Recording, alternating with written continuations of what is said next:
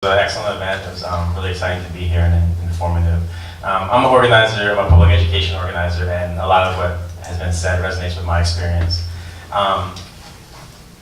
One of the things I felt excited that the people who started us off talked a lot about putting people over profits, because I think that if we're gonna come together, part of what we're gonna have to recognize is that there's people who benefit, who profit off of us being separated. And so that justice is actually going to require a fight against people who are profiting. And so I'm curious if the panelists could speak about that dynamic, about fighting against those who are profiting from injustice and what that looks like. But there's this other piece that I'll just say really quickly. In my experience, what we see then is that the people who make money off of injustice also then fund a lot of the social service agencies and fund a lot of nonprofits. And they suck up the most active people. They give you funding so you fight on like a single issue basis. And that our ability to come together and fight for justice isn't just because we're not convinced of it in the kind of sphere of ideas. It's because the people who are creating the injustice also try to control the social movement apparatus. And I'm curious if people have confronted that and how we deal with that. Any particular panelists or whoever wants to address it? I can try to answer that. It's always been profit over protection when you look at corporate interests. And for myself and a lot of the groups that are here today, when you look at the pipeline, first of all, people have been fighting corporate, like Dominion, forever. The classes and egregious policies that come out of these corporations, you would have to think that after they get off work, they beam themselves up somewhere else. Because when you're talking about water, clean air, and energy, why would you not do these things if you live right here as well, and if you're still going to be exposed to these toxins too, maybe not as quick as other people, but eventually. Are you okay with killing your own self? And so you got to think about, for me, the mental health of people. And I think that some people were, as they grew up, they were just taught profit, money. And so that's all their mind thinks of. They say, okay, I got hired for this job and I have to make profit. And so that's all they think about. They ain't thought about their children gonna wash up dying. They don't even think about that. Their only thought is profit.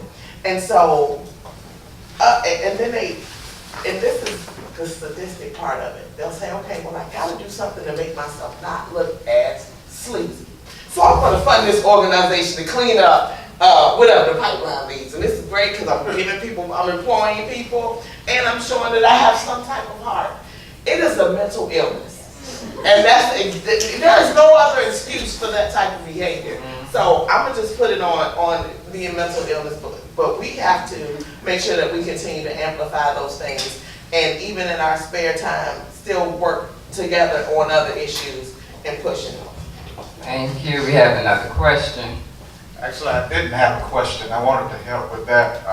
It's the system that's mentally ill. Corporations, by law, are bound to make profit.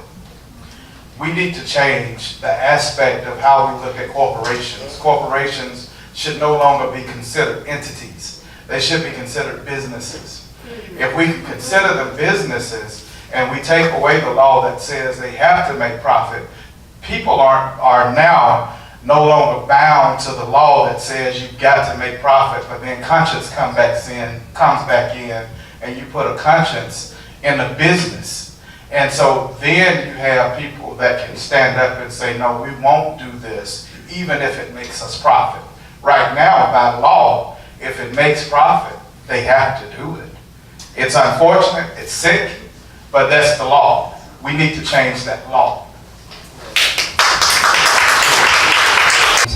We're going to bomb a country and then we're going to send aid to make it right. So let's add warmongering to the list of injustices. We have a question up here.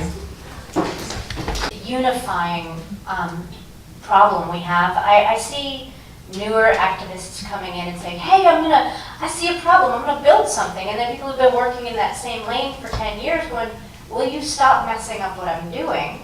And then taking credit for the success after the fact. That's one thing. Another is like eminent domain, for example, regarding the pipeline.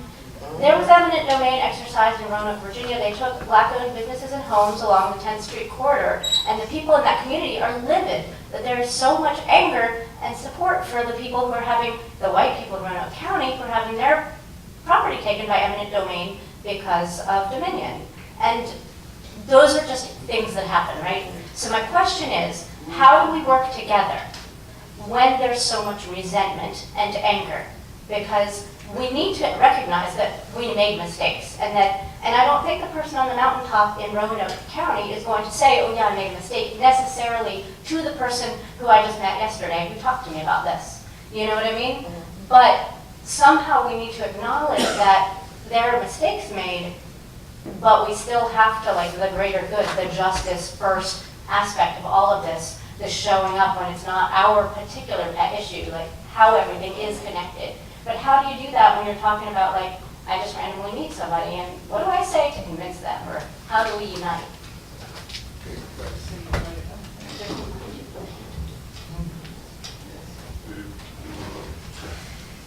I'm sorry, can you answer the question? I'm kind of loud enough. The National Lawyers Guild is something that all of us should be a part of. And that's because they push public interest lawyering, which every law school hates to grow up a public interest lawyer. So when you're talking about public interest lawyering, those are the lawyers that are going to speak up for these type of issues. And also we got to encourage lawyers to go outside of the box when it comes to law. They just go by what they were taught and that's it. There's other ways to do things with law, but they don't encourage independent thinking. And because you are a member of this bar association, which is basically a membership, you are bound to them first. And so we need to actually get rid of the bar association, which would allow a lot of these lawyers to do what it is that they need to do.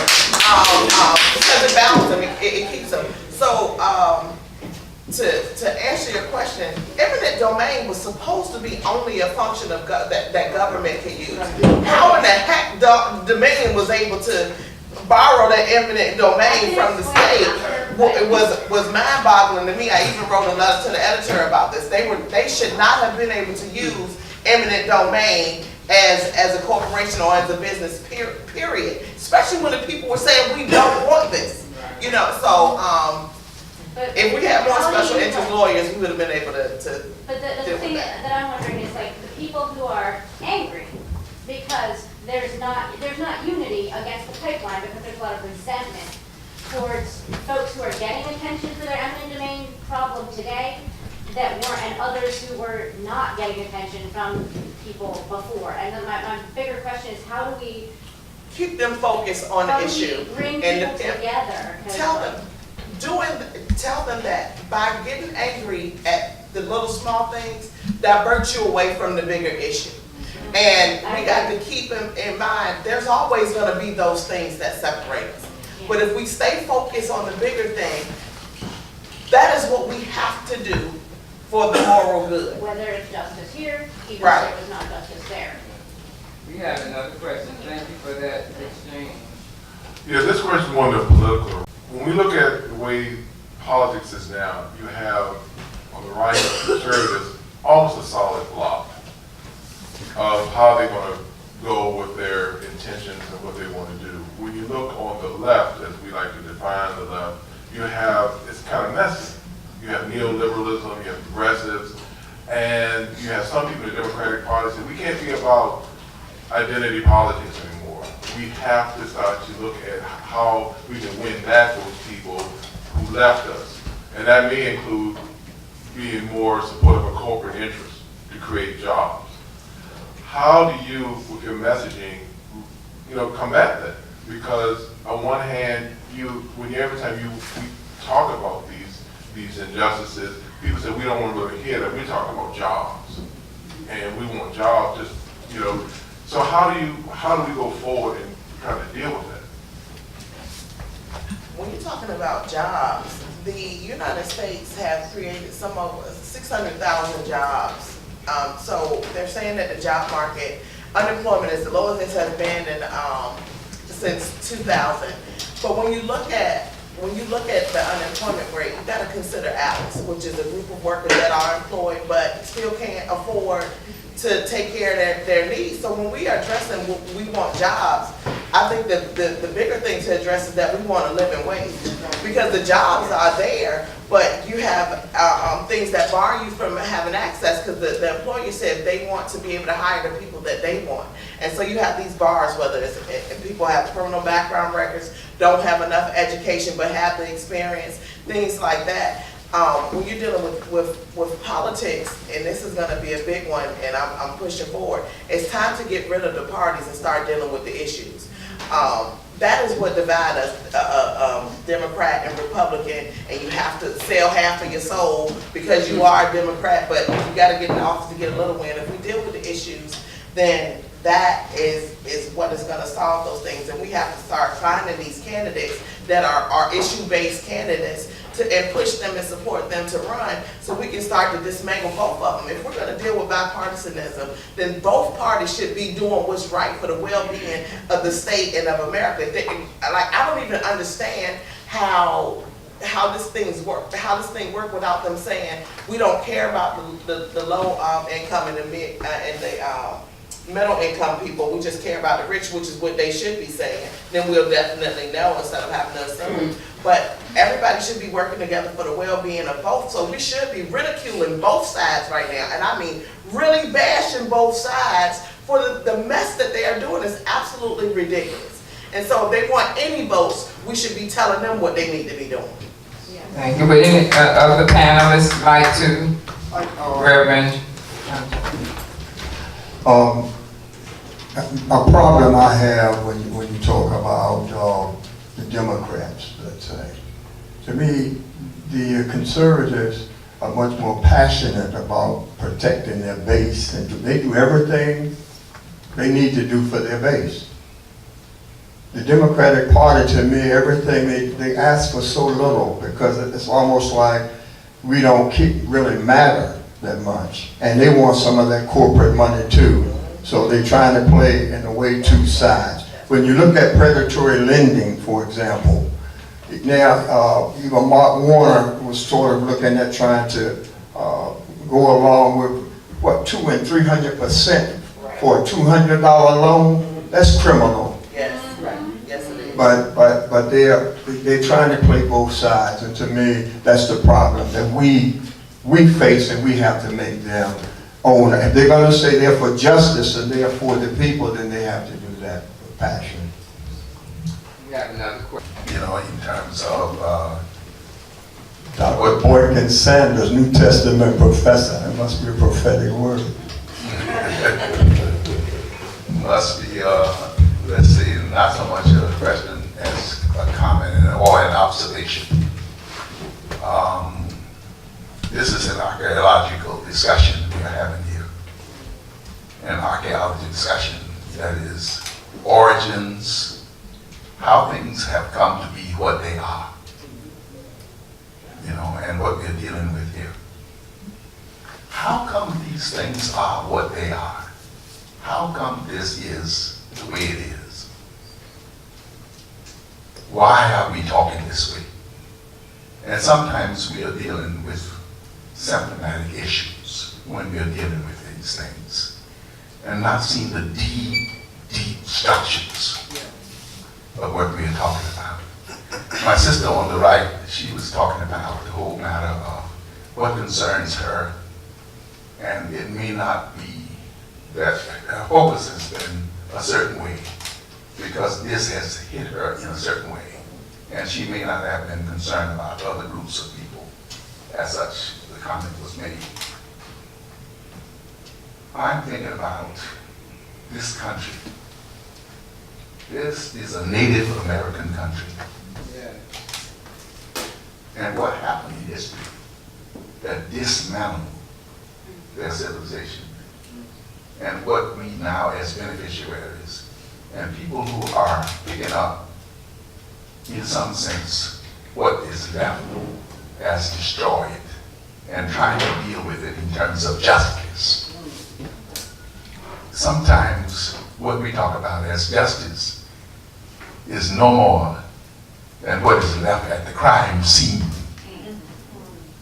The crime scene itself, the residuals of the crime scene. And so we want a piece of this, we want a piece of that. But the real deep questions are never raised about what this is that we are dealing with. And that concerns me deeply, it's been concerning me. I've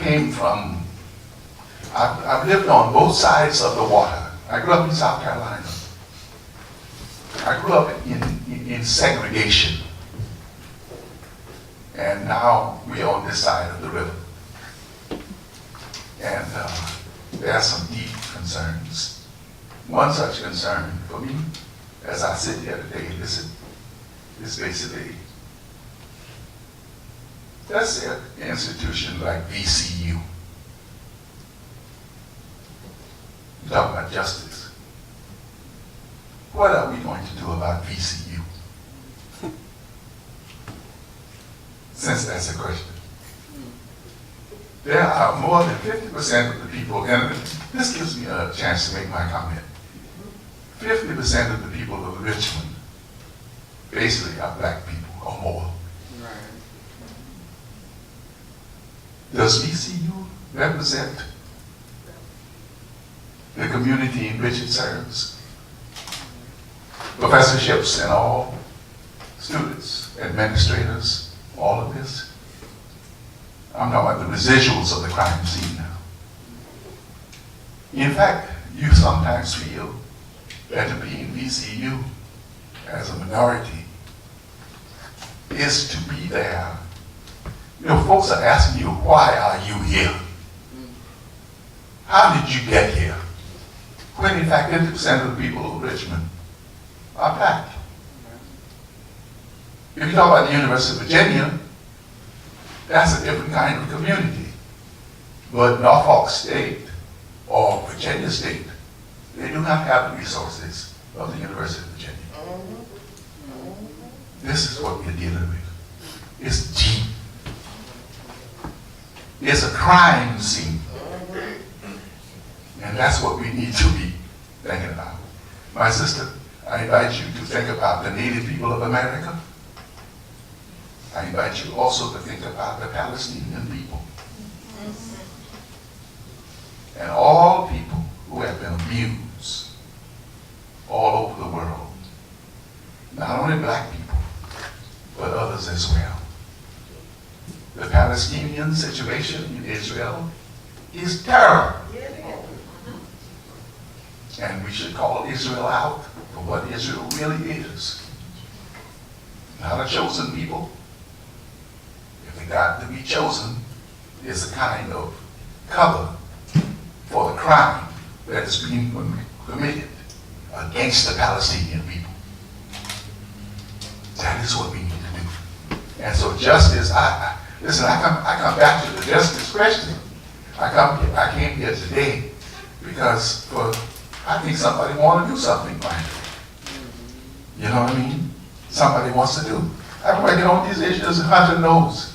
For the longest, I guess that's why he called out my name today. Other than my presence here. We've been working on it for a long, long time. But this is our issue. We got to do something even with the stuff that we are sitting around every day and we're part of it and participating in it. VCU is a case of a crime scene. I want to say that I hope y'all don't put this out. Listen, it's a part of a crime scene. If you go to school, if you think about it, when this kind of school exists in our neighborhood, and 50% of the people of this community are black people.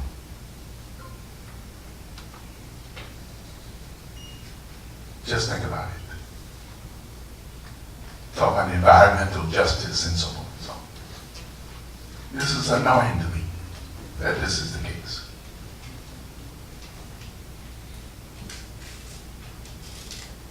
When others can get a piece of the crime scene and others, some can and others cannot. And I ask you to deeply think about the native people of America, the most abused people on earth.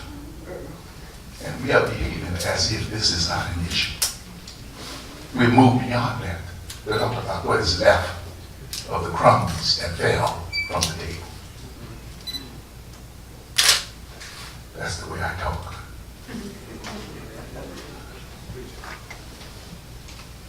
Oh, I just want to say one more thing. When I came to Virginia, Hunter and myself, we went to school in Massachusetts. Rodney Hunter. We were in school there together.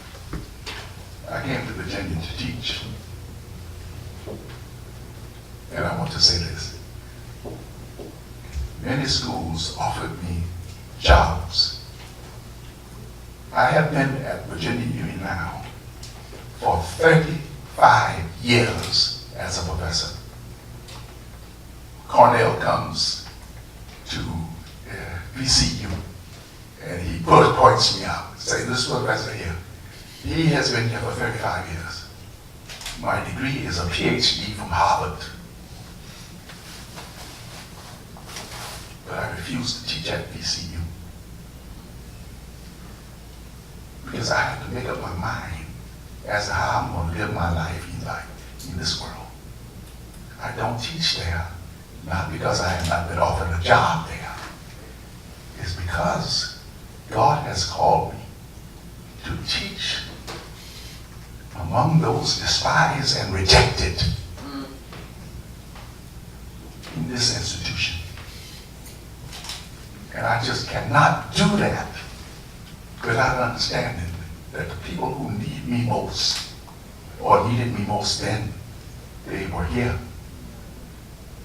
And all of these institutions, you have to ask the same question.